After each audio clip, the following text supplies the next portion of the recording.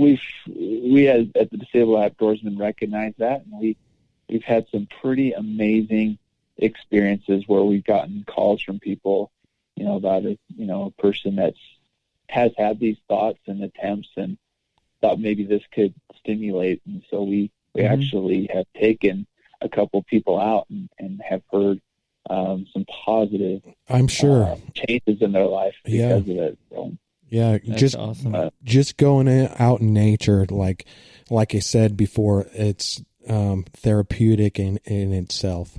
Yeah. Well, and it seems like. Oh, go ahead. Oh, I was just going to say, the other thing too, just to kind of add on to your question about other involvements is, I heavily promote running. I think, especially for kids, that everybody should have the chance to run. And, people may not know this, but insurance companies don't cover running blades.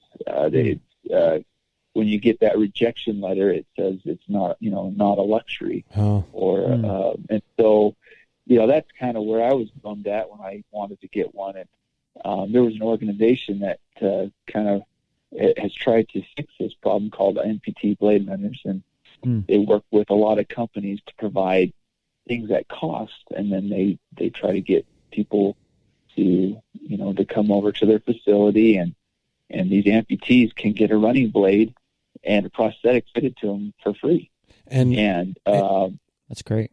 Do people know about this? Like, is this common knowledge or just, yeah? Yeah, they tried their hardest to get out there. I mean, I've done some fundraising for them because there is,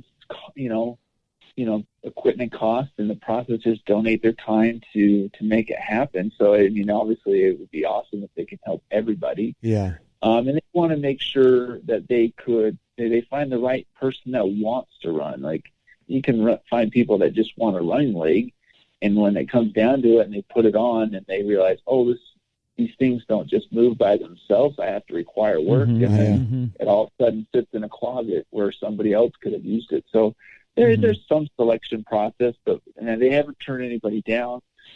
They've done really good. I'm an ambassador for them, and I really believe in their program. It's not a gimmick. Some people think, that's too good to be true. And it's there. And there's other, like Challenge Athletes Foundation. There's other grant processes out there that provide these for people, whether it be like a wheelchair for, to play basketball in, or, right.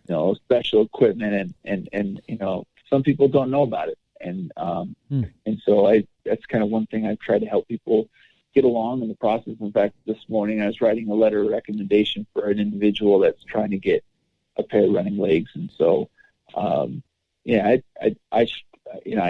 hate our insurance program. There's so many things, not just with amputees, but my buddy in a wheelchair, some of these motorized wheelchairs that allow you to go off road, or even on the grass. They can't, they don't cover that with insurance. Yeah. So it's got to be somewhere to fill the gap, and hopefully that we're making a difference there. So we interviewed a guy on this podcast. His name was Rooster Rossiter, and he runs a nonprofit called Ainsley's Angels. And I think you would be interested in helping those guys out also, because what Ainsley's Angels is like, people can run a marathon and push someone in a cart. And a lot of times those people are like Down syndrome or amputees or whatever. And it gives the opportunity for someone to go through the race, but have someone else actually push them. And I think it would be really powerful for you to be the person that pushes another. Wow. Yeah. That would be cool. Yeah.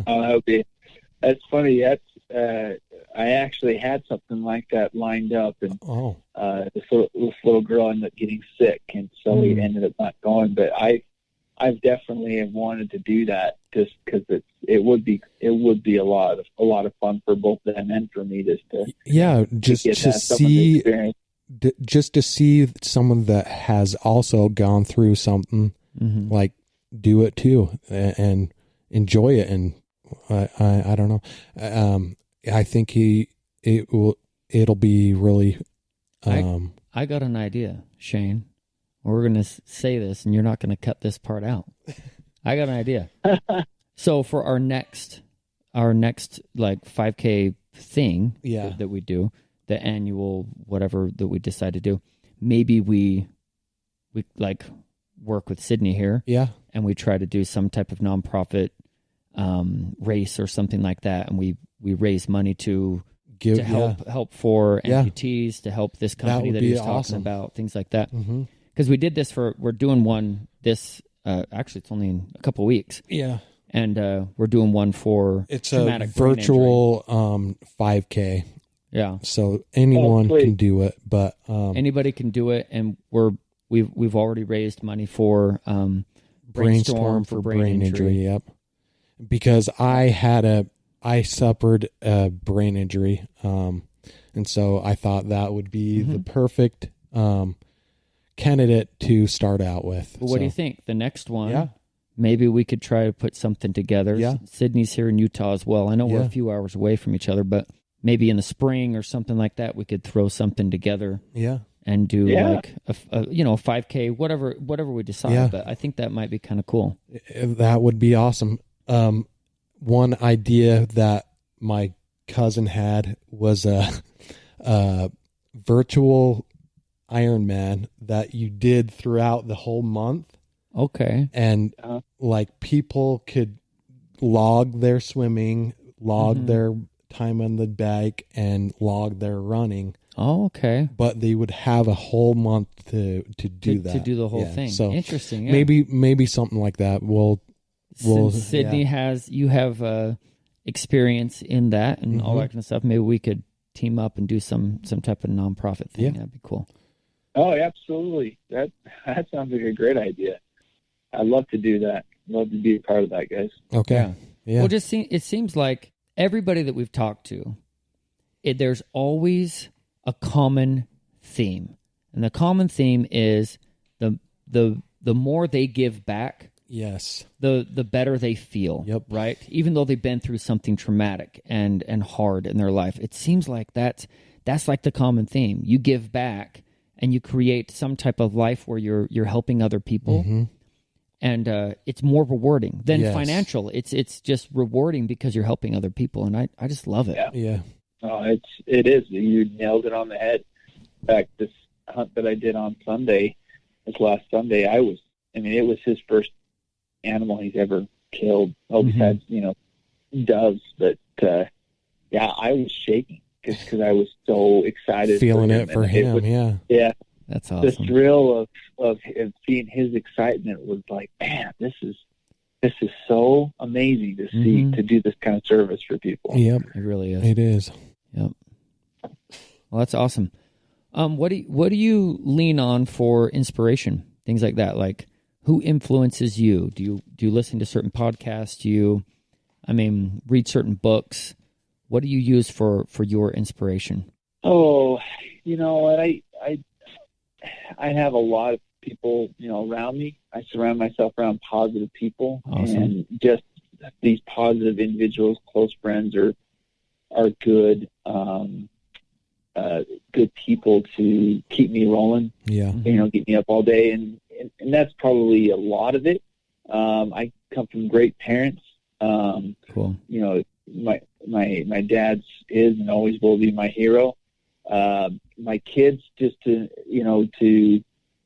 inspire me as they, are looking at me as someone that's gone through hard times, and that they could take what they see from my trials and say, hey, I can, if my dad can do this, I could definitely do this. Awesome. So that motivates me. There's just again, there's probably a lot of people. I'd say number one's going to be God, just because, in Jesus Christ, because I firmly believe that he suffered for everybody, troubles and physical and emotional pain. That he's the one guy that knows what I'm going through, and so. Sure. So there's always, you're never alone when you know that he has gone through that as well. And that's great. The harder point in your life, I imagine, was when you actually had your legs. Yeah, that was probably that, and right when, I lost him and had to find out I had to do him again. Those were probably the rock bottom moments. It was right before and right after the first amputation. Okay. Sure. Yeah. Yeah. That's seems really hard, like, to go through that and not be sure if you were going to be able to do physical stuff or whatever. Mm-hmm. Yeah. Being in the small town in Vernal, I really didn't know of another amputee other than like social media. Yeah. I think Oscar Pistorius was probably, at the time he was real famous because of what, was going on in his life, but that's it. That's all I knew of what an amputee was. Yeah. Yeah. So what do you do on what's kind of like your daily routine type of thing? Yeah. Just share with us just a little bit of what you do. So I like to start the morning off early. I feel like there's something about the mornings that is the magic time, for sure, see the sunrise or whatnot. So I'm either, at the gym, I started a little CrossFit stuff here at my gym, and then, I like to go for a quick run or bike ride. With COVID, I don't have a specific training regimen that's geared to a race, but I do something every day. Yeah. Cool. I go to work. I work for an internet company and a phone company here in town. I have an amazing job, amazing boss. And then after work, I love to spend time with the kids. Saturdays, I love to do some of the outdoors, the hunting stuff, sometimes a little bit on Sundays. But it's really just day in, day out, a lot of things I could do with the kids. I love the fact that my son's eager to outfish me or try to beat me at the top of the mountain, and I love those moments. Yeah, that's awesome. That's great, dude. It seems like you're living a fulfilled life. Oh yeah, definitely. And you're a great example of somebody who has an iron will. Yep, that's for sure. Thank you. So, is there anything else you'd like to add to anybody listening? Anything to inspire them? Anything like that? I'd say like the number one, remedy to frustration and is well, I should say it's a combination of two things. And I don't just say it because it's cheesy or easy to just flow off the lips. It's something I really do live by. And one is service. Is when you're serving others, you're really, you are helping yourself. You may not realize that. We kind of talked about that. Yeah. Right. But when I was having, issues with suicide and depression, that was the one thing that really helped me get out of it. Is when I was serving other people. It was just, one day I was really down focusing on something other than your problems. Yep, exactly. And that really was an eye-opening thing to me is doing that. And then the next one is gratitude. And gratitude really is just to be grateful for the things that you have. I mean, with this disease, it's starting to grow into my hands. And so, as hard as it is sometimes to do certain tasks, I'm still grateful that I have hands. Yeah. I'm grateful that I have a job. I have beautiful kids and I have eyesight, even though I don't, have the legs, there's still so many things to be grateful for. Yeah, and right. I focus on those things, but really the other stuff that's, bad in your life that you can overcome. And I think gratitude really, it's what got me through the Ironman race, through the hardest parts. It's what gets me up every day is just to be grateful. I'm just always so grateful. That's awesome. Valuable lesson for people to just, like that don't necessarily have an amputee or a brain injury or a spinal cord injury, and have had something taken away from them, just to be grateful for what you have. Yeah. Well, dude, that's awesome. Sidney, it's been awesome having you on here. Thanks, guys. I appreciate the opportunity. Yeah. Yeah. We're gonna check